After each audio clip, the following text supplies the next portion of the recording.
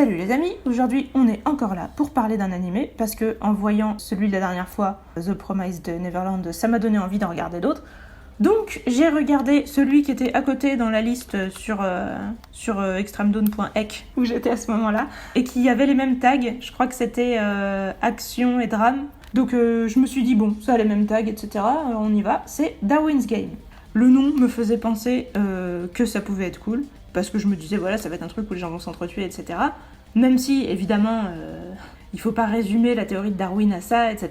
Et bien sûr que c'est un peu énervant de voir comment les gens interprètent les idées de Darwin, et à quel point c'est à côté de la plaque. Bon, le fait est que ce genre de truc, on trouve ça cool, qu'on appelle ça Battle Royale ou Darwin's Game, on s'en fout, on aime bien ça, donc pourquoi s'en priver juste pour le nom, voilà. Donc je me suis embarquée là-dedans. Alors, résumé, comme son nom l'indique, et comme je vous l'ai déjà un peu sous-entendu, il va y avoir des gens qui vont s'entretuer. La différence avec Battle Royale classique, c'est que là, ça se fait par le biais d'une application téléphonique. Alors ça, sur le coup, ça m'a plutôt agacée. Je trouvais ça vraiment putaclic ou malhonnête ou quoi. Enfin, je me dis, c'est vraiment un truc genre, pour faire moderne, on intègre des trucs, les jeunes sont tous sur leur portable, donc c'est une application, et puis les applications, les téléphones, et tout ça c'est le mal, donc c'est une application qui tue des gens. Bon, ça m'a un peu blasé. En plus, cette application fait des trucs surnaturels. Je vois pas comment une application peut faire des trucs surnaturels, donc sur le moment, ça m'a un peu emmerdé, ce concept, mais rapidement, c'est passé au second plan, et au final, on s'en fout que ce soit une application ou autre chose. Donc, c'est donc une application que quand tu la télécharges, tu l'ouvres, ça te fait piquer par un serpent, qui est genre une hallucination ou un truc psychique qui sort de ton téléphone, et à partir de là, tu développes des pouvoirs, et tu es obligé de rester dans l'application où les gens se défient pour s'entretuer, et donc tu peux pas refuser les défis. Enfin voilà, t'es obligé d'aller jusqu'au bout des combats, sachant que bon, quand tu les gagnes, tu gagnes des points qui sont convertibles en argent, et donc apparemment tu peux quand même te faire des sommes astronomiques. Donc la plupart des gens qui sont dans cette application sont là pour l'argent. Après, il y en a qui sont là pour le plaisir de tuer aussi, parce que cette application a apparemment le pouvoir de repousser les gens qui ne sont pas dedans pour les faire dégager, pour laisser tranquilles les gens qui veulent s'entretuer, et faire en sorte que les gens ne les remarquent pas. Donc en gros, si t'as envie d'être un assassin qui bute des gens sans qu'il y ait de conséquences, c'est pas mal. Donc il y a des intéressés, des psychopathes, etc.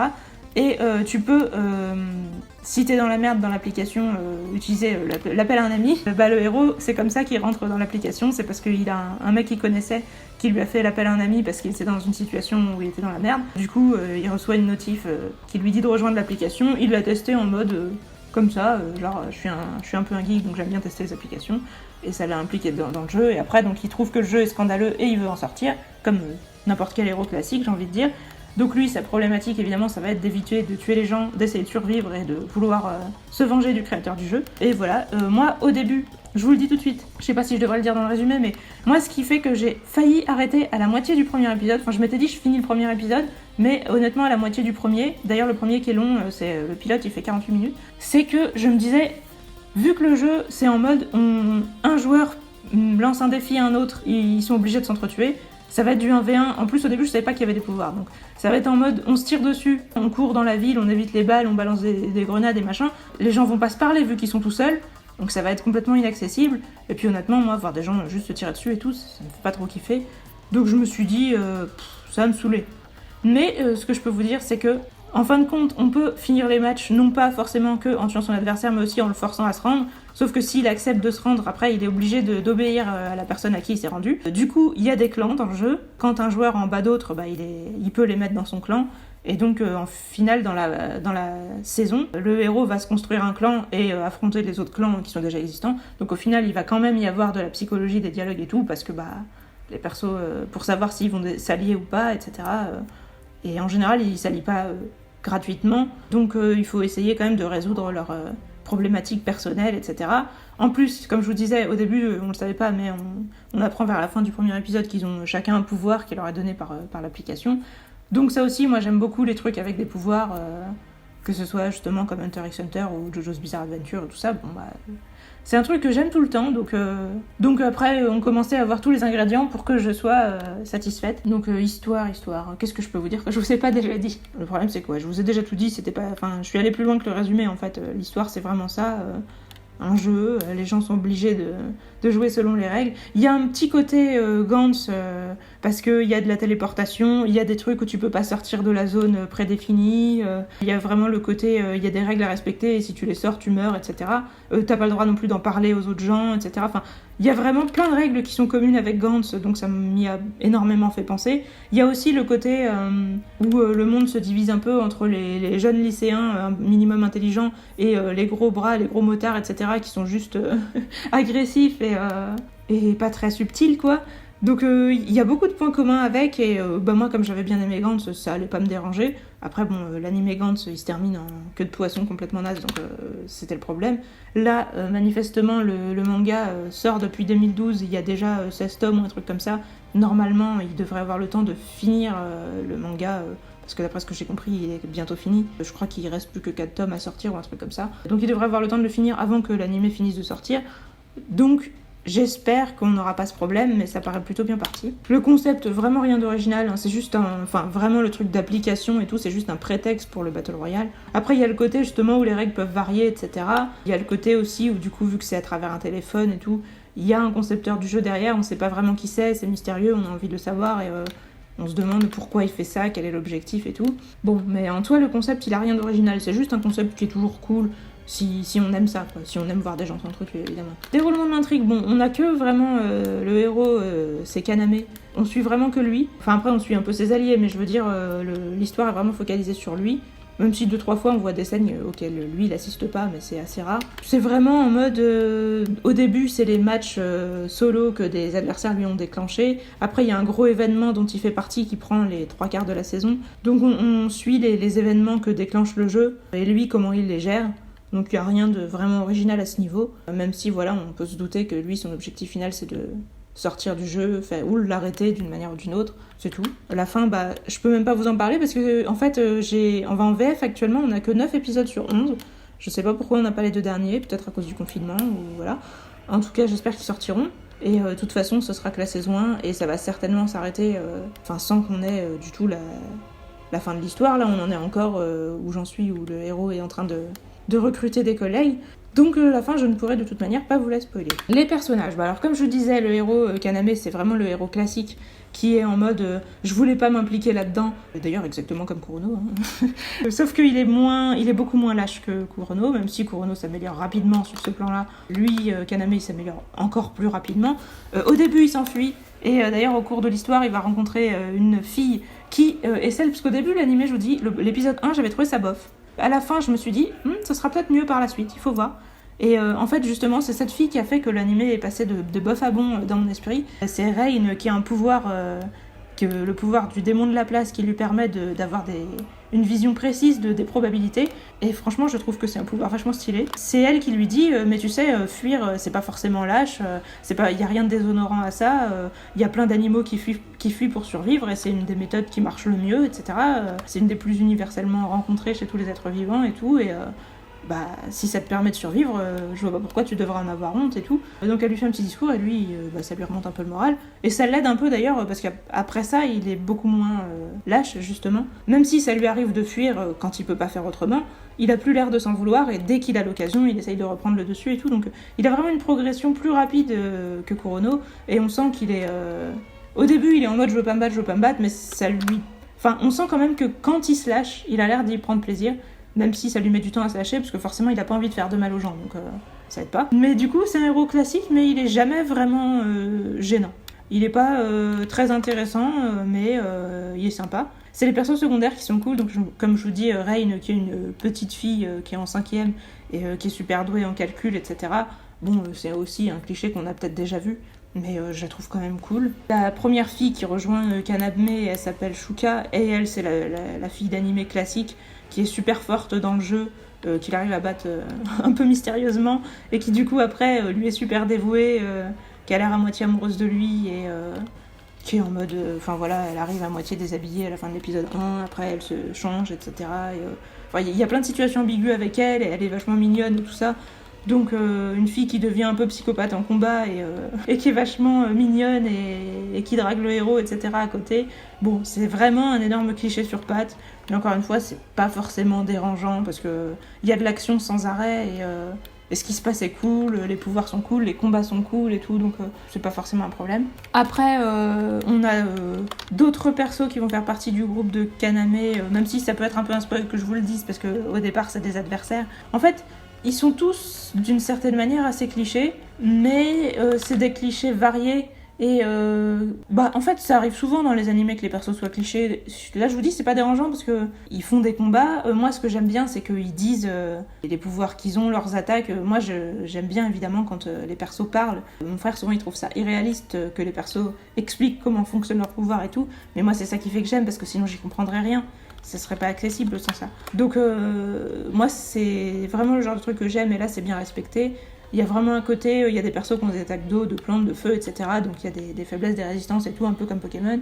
Donc moi aussi ça me plaît bien. Il y a vraiment des côtés stratégiques pour dire comment ils vont choisir d'utiliser leur pouvoir en fonction des adversaires qu'ils affrontent et tout. Franchement, il y a tous les ingrédients que j'aime bien. Vous allez me dire pourquoi tu parles ça dans la catégorie personnage. Parce qu'en fait les pouvoirs sont liés apparemment à ce que souhaitent les persos et à leur personnalité, etc. Et du coup, leur personnalité est extrêmement liée à leur pouvoir. Donc ça aussi, je trouve ça classe. Donc voilà, je vous dis, les personnalités sont clichés, mais des clichés variés, qui sont tous sympas à suivre. C'est pas des clichés condescendants, c'est jamais moqueur, etc. Bon, c'est un peu du fanservice, dans le sens où ils nous mettent ce qu'on aime bien, et ni plus ni moins. Mais en tout cas, moi, ça marche sur moi, quoi. C'est vraiment comme le côté frites à McDo ou quoi, que je peux plus manger mais que j'aimais bien avant. C'est un truc, tu me le donnes, ça marche toujours, même si je suis d'accord que c'est pas ouf sur le papier, mais moi j'aime, donc voilà. Apparence, pour le coup, j'ai regardé les images et j'ai trouvé ça sympa. J'ai trouvé que la fameuse Shuka, elle était vraiment mignonne. J'aime bien aussi justement le physique de Rain, qui est assez opposé, parce que si j'ai bien vu, Shuka, elle a l'air d'être blonde, en tout cas elle a les cheveux clairs, elle a des yeux bleus et tout, et elle est en mode un peu grande, pure, et en même temps qui devient complètement ouf en combat. Et à l'inverse, Rain, elle est petite, brune, avec les cheveux courts et tout ça, et vraiment en combat, elle fait quasiment que fuir, même si elle tend des pièges à ses adversaires, mais son pouvoir, ça lui permet pas de se battre, donc elles sont assez opposées en tout. J'aime bien. Moi j'aime bien les trucs archétypaux physiquement aussi, où quand tu vois le physique de quelqu'un, tu peux t'imaginer justement tout de suite un peu quel genre de perso ça va être et tout. C'est peut-être parce que je vois mal justement que je préfère ça, parce que du coup j'aime bien les trucs très explicites. En tout cas ça m'a semblé stylé. Oui, personnalité, je vous dis, tout est simple et caricatural, dans le sens où c'est des clichés, mais ils sont bien faits, et ils sont faits avec... j'ai l'impression qu'ils sont faits plus avec amour que avec justement, j'ai pas du tout ressenti de condescendance ou quoi que ce soit. Moi je vous dis, ce que je supporte pas dans les animés, c'est quand on essaye de nous faire de l'humour sans arrêt, qu'on nous met des espèces de caricatures, de blagues, de trucs exagérés, et qu'on tourne les persos en ridicule. Voilà, ce que je supporte pas, c'est le ridicule. Là, ça n'arrive jamais. Il y a une ou deux blagues avec le truc où je vous dis, où Shuka se retrouve à poil ou des trucs comme ça, mais ça prend je sais pas, ça prend 10 secondes dans peut-être 2 épisodes quoi. Et on sent que c'est plus pour lancer la problématique de la relation amoureuse entre le héros et Shuka que pour faire de l'humour lourd. Donc non, globalement, il n'y a pas ce côté on fait des gags, etc. Donc pour moi, c'est vraiment... même si c'est cliché, c'est vraiment tous les clichés que j'aime. Évolution, je vous dis, Kaname, il évolue. Vraiment, c'est un shonen très classique sur ça. Au départ, il est juste en mode je veux fuir, et puis rapidement, il rentre dans le combat. Il arrive à découvrir son propre pouvoir et à... Parce qu'au départ, il est pas au courant. Normalement, tout le monde est au courant à sa création de compte du pouvoir qu'il a, et lui, il est pas au courant. Et sur son compte, c'est écrit erreur, un truc comme ça. Et en fait, voilà, au fur et à mesure de la saison, il va comprendre son pouvoir, il va rentrer en lui-même, comme dans les Chevaliers du Zodiaque, en mode quand tu t'évanouis, tu vas au fond de toi-même et tu trouves tes forces, t'accèdes à ton 6e sens et tout. Il va faire ça. Donc encore une fois, c'est très classique, c'est très cliché, mais c'est toujours cool. Moi, je me dis pourquoi s'en priver. Effectivement, si vous êtes là pour voir un truc original, je suis pas sûre que ça vaille le détour, mais si vous aussi vous aimez tout ce type d'ingrédients, franchement, venez parce que c'est sympa. L'univers et les créatures, c'est notre monde, mais alors c'est notre monde pas très longtemps, parce que quand vous vous dites que votre portable peut vous balancer des attaques psychiques, vous obliger à rester dans une certaine zone, faire que les gens, je sais pas si c'est le portable qui le fait ou qu'est-ce qu'il fait, on sait pas quoi, mais obliger les gens à ne plus vous remarquer et à passer leur chemin alors que vous entretuez à côté d'eux et tout ça, rapidement on démissionne de se dire non, c'est pas notre monde, il y a des pouvoirs, etc. Et d'ailleurs l'anime va rapidement nous le confirmer. Non seulement il y a les pouvoirs accordés par l'application elle-même, Mais vers la fin là, le dernier épisode que j'ai pu voir avant qu'il n'y ait plus la suite en VF, il y a une fille où on nous dit elle a un pouvoir. Non, ça vient pas du jeu, c'est un pouvoir qu'elle avait déjà avant, parce qu'en fait c'est une assassin depuis des générations, machin, et elle avait déjà développé des super techniques de combat et tout. Donc la meuf, juste en un regard, elle peut te faire t'évanouir de peur en voyant ta propre mort, etc. Donc là tu comprends, oui, bon, on est dans notre monde, mais apparemment les pouvoirs surnaturels existent de base. Ça aurait peut-être été mieux de... Je sais pas, moi j'ai du mal à aimer quand on nous le dit pas tout de suite en fait, et que ça sort derrière les fagots. Donc ça c'est un truc qui m'a un peu saoulée, mais encore une fois ça m'a pas saoulée suffisamment du tout pour me dégoûter de l'animé, c'est juste que ça m'a fait soupirer quoi. Mais voilà, pour vous dire, c'est notre monde, mais il y a des pouvoirs, et il y a beaucoup de choses où vous allez devoir vous dire admettons. Donc logique et cohésion, il y en a dans les combats, réellement. Si on vous dit le mec il a tel pouvoir, tel autre il a tel pouvoir, les pouvoirs ils ont telle limite et il faut trouver comment le battre dans les limites du possible qu'on connaît, ça c'est respecté. Par contre, si vous commencez à vous poser des questions sur comment c'est possible que les gens ignorent ceci, comment c'est possible que les gens croient cela, etc., sur la relation entre qu'est-ce qui se passe dans le jeu et qu'est-ce qui se passe dans le vrai monde, etc., là, je sais pas du tout comment l'animé ou le manga ou l'auteur compte gérer ça par la suite. Est-ce que ça va réellement avoir un sens ? Parce que là, dans la fin de ce que j'ai vu, il y a des trucs où on voit des flash infos où ils nous disent il y a eu un attentat à tel endroit, parce que forcément il y a eu un combat entre les joueurs et ça a quasiment écroulé un immeuble et tout. Donc voilà, eux ils pensent il y a eu un attentat, on sait pas quel genre de terroriste a pu faire ça, machin. Est-ce qu'ils vont continuer et qu'il va y avoir une problématique par rapport à ça, de gens du vrai monde, entre guillemets, qui vont chercher à percer les mystères du jeu et à faire aussi que ça s'arrête ou quoi ? Possible. Si c'était le cas, ça serait intelligent et je serais peut-être un peu plus tentée de dire que c'est bon sur la logique et la cohésion. Parce que là, actuellement, les gens qui sont en mode ah tiens, c'est bizarre, qu'est-ce qui s'est passé, j'ai touché quelque chose d'invisible, ou les gens qui sont en mode oui, parce que quand les gens meurent dans ce jeu, ils sont figés comme des statues. Et du coup, les gens disent oh, c'est bizarre, il y a des artistes de rue qui créent des statues en quelques secondes, on ne comprend pas comment ils font, etc. Elles apparaissent spontanément et en plus elles sont vachement réalistes. Et puis, vous avez vu, on dirait qu'il y a du sang dessus et tout. Je suis en mode ouais. Mais comment les gens peuvent se dire un truc aussi incohérent ? Enfin, comment les gens peuvent ne pas plus se poser de questions de ça et personne n'étudie la question justement sur le plan scientifique ou quoi que ce soit. Enfin, c'est un peu désemparant, j'ai envie de dire, sur ce plan-là. Donc on verra ce que ça donne par la suite. Pour l'instant, c'est le point négatif pour moi. C'est vraiment la relation entre le D-game, comme ils l'appellent, et le vrai monde. Mais sinon, dans les combats, j'ai pas vu de problème. Après, encore une fois, il peut y avoir des choses visuelles que j'ai pas remarquées. Mais moi, j'ai pas vraiment vu de problème sur le côté... il y a des morts dans les deux camps, etc. J'ai trouvé que c'était bien. Je veux dire, donc voilà, je vous spoil tout de suite ça, mais c'est peut-être mieux que je vous le dise, parce que sinon, moi, honnêtement, quand il y a aucun mort du côté des gentils, généralement, ça me donne la flemme de voir un truc, parce que je me dis, je vais avoir du mal à rentrer dedans. Des fois, ça peut être crédible quand même, mais souvent, c'est un peu, voilà. Là, il y a eu un mort dans les gentils, dans cette saison, donc voilà, enfin il y en aura peut-être même un deuxième d'après ce que je me suis auto-spoilée dans les 2 derniers épisodes que j'ai pas vus. Donc voilà, pour vous dire que l'anime il est pas spécialement tendre envers les héros, il y a des morts des deux côtés, etc. Sachant en plus que le héros, sa problématique c'est d'éviter de tuer des gens d'un côté comme de l'autre, il préfère faire en sorte que ça se règle de manière pacifique, il est un peu le seul à vouloir ça, donc c'est pas évident à gérer. Dans l'interne du jeu, la logique et la cohésion, pour moi c'est stylé, mais voilà, il y a ce lien avec l'extérieur qui est un peu bordel pour l'instant. Mystère et découverte, il y en a, parce qu'il y a vraiment le côté où on se demande quel pouvoir a le héros, quel pouvoir ont les gens qui rencontrent par la suite, jusqu'où vont ces pouvoirs, et comment ça fonctionne, et comment on peut les battre, et puis tout un tas de trucs comme ça. Donc on s'arrête jamais vraiment de réfléchir en mode stratégie, machin. En plus, le jeu aussi les met face à des énigmes, donc on peut réfléchir, même si l'énigme principale, on peut pas vraiment trouver la réponse, je trouve, donc c'est peut-être un peu dommage. Enfin, c'est un peu tiré de derrière les fagots, voilà. C'est un peu tiré par les fagots, quoi. Si vous êtes un Sylvain, par exemple, ça peut marcher, cette expression. C'est peut-être un peu dommage que l'énigme soit pas trouvable pour nous, mais c'est assez classique, et on nous met quand même les éléments petit à petit, on nous les explique bien et tout, donc c'est bien fait sur ce plan-là.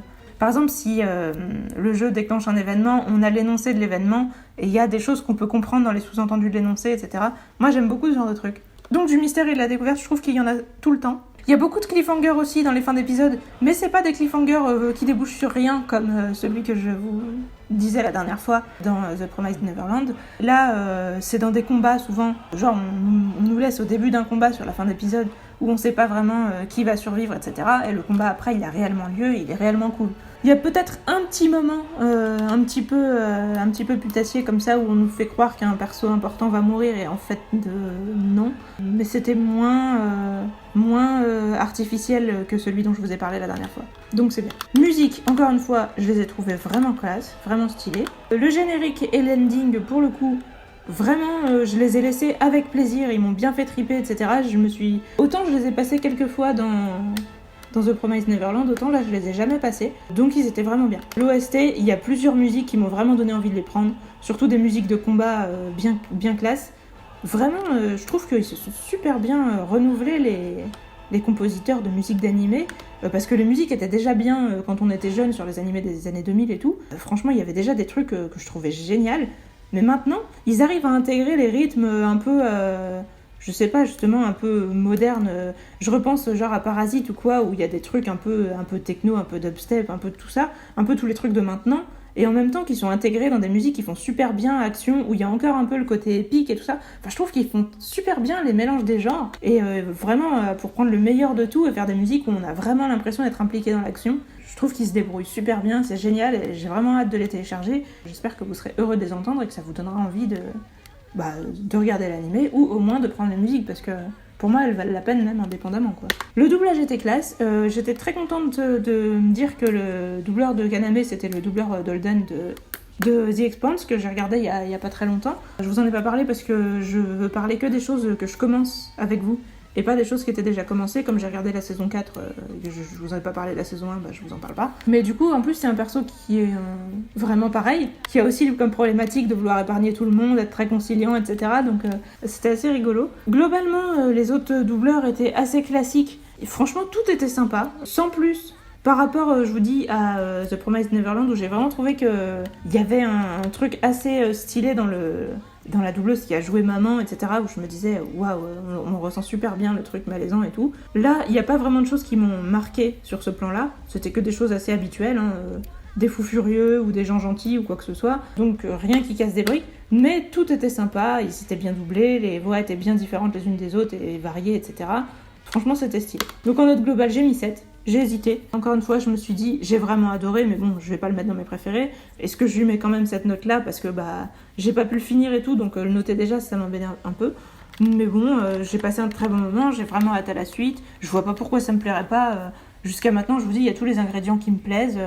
Le même genre de truc que j'ai aimé aussi, je vous parlais d'Hunter x Hunter, mais du coup aussi dans Yu Yu Hakusho, tout ça. Enfin, du coup, je vois pas pourquoi je mettrais moins. La plupart de ces animés-là, ils sont justement dans mes bons environ à 7, quoi.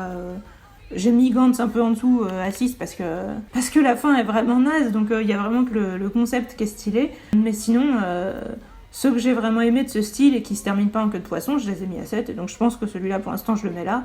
Je le descendrai si jamais on n'a jamais la fin ou ce genre de truc. Mais pour l'instant, je pense qu'il mérite bien d'être en haut de mes bons. Et donc, je vous le conseille carrément. Et donc la fin, je ne vous en parle pas plus que ça parce que je la connais pas vraiment. La seule chose que je peux vous dire en petit spoil...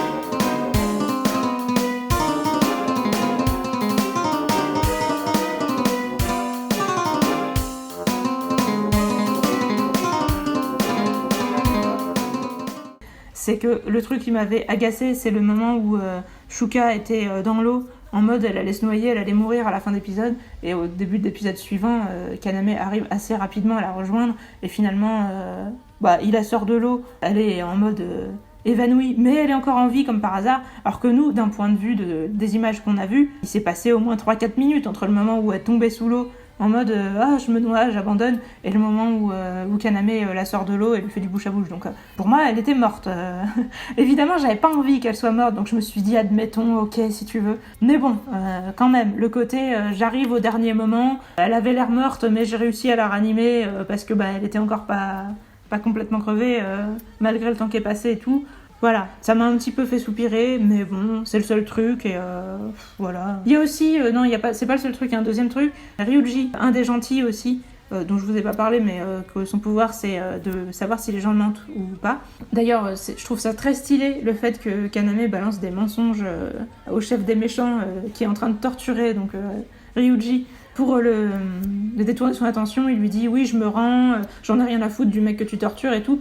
Sachant que le pouvoir de Ryuji, c'est de savoir qui ment, c'est assez stylé qu'il fasse ça, parce que du coup, Ryuji sait qu'il doit comprendre le contraire, mais le chef des méchants ne le sait pas. Et donc ça, c'était bien. Par contre, le méchant coupe la main de Ryuji et commence à dire qu'il va le découper morceau par morceau. Et même si donc Kaname arrive à se débarrasser du chef des méchants, à faire en sorte que ça se règle sans qu'il termine le combat, Ryuji, il avait toujours la main coupée. Et bien, comme par hasard, ils vont voir une meuf qui était dans un des autres clans, en tout cas des mecs qui font des arts martiaux, mais j'ai oublié le nom de leur clan. Ils vont voir ces mecs-là, et il y a une meuf chez eux dont le pouvoir c'est de soigner n'importe quelle blessure, y compris une amputation. Bon, voilà, il y avait... Après, là, j'avoue que je pense qu'on a tous déjà fait ça, quand on fait des histoires avec des mecs avec des pouvoirs. Je pense que on a tous déjà fait en sorte qu'un de nos persos soit dans un état physiquement où on se dit merde, il va crever, il peut pas revenir en arrière, ou au pire il sera handicapé à vie, et où en fait finalement quelqu'un a le pouvoir de soigner, donc finalement ça se résout. Je peux pas trop leur jeter la pierre pour ça, mais bon. Disons que ce qui m'embête, c'est qu'on n'était pas au courant que cette meuf existait avant. On sait pas trop comment ils ont réussi à se mettre d'accord. On voit le truc comme un fait accompli. À la fin de l'épisode, il a la main coupée. Au début de l'épisode suivant, on le soigne. J'aurais peut-être préféré que la problématique dure au moins un épisode entier où il cherchait une solution pour lui faire repousser sa main ou quoi. Parce que là... ça fait un peu sorti derrière les fagots, encore une fois. Tiré par les fagots. Je trouve qu'elle est pas mal, cette expression, finalement. C'est les seules critiques que j'ai à formuler. Et honnêtement, moi, je l'ai déjà fait aussi, de soigner des persos qui avaient pris super cher. Donc, je veux dire dans ma fille. Hein. Donc, voilà, je peux pas trop leur en vouloir pour ça. Et puis, c'est un cliché qui revient tellement dans tous les animés, le côté la fille où on croit qu'elle est morte et finalement on lui fait du bouche à bouche et elle se réveille. Bon, c'est pareil, ça m'a agacée, mais je peux pas dire que ça m'a vraiment dégoûtée. Donc voilà, c'était mes points négatifs, et à côté de ça, il y a plein de points positifs. Je vous dis, des persos importants qui sont morts, les conséquences que ça va avoir sur le futur, des persos où on aurait pu penser qu'ils allaient être obligés de se vaincre et qui se sont alliés, où on était content qu'ils soient alliés parce qu'il y a quand même eu des morts avant et tout ça. Bon, voilà, moi franchement, je trouve que cet animé, sans être original, il rassemble tout ce que j'aime. Je vous le conseille, si vous aimez évidemment les Battle Royale, les pouvoirs, les machins comme ça. Si vous avez envie de regarder que les choses qui sortent énormément de l'ordinaire, c'est peut-être pas forcément une bonne idée. Voilà, écoutez, n'hésitez pas à me dire ce que vous pensez, sauf si c'est de la merde, et à la prochaine.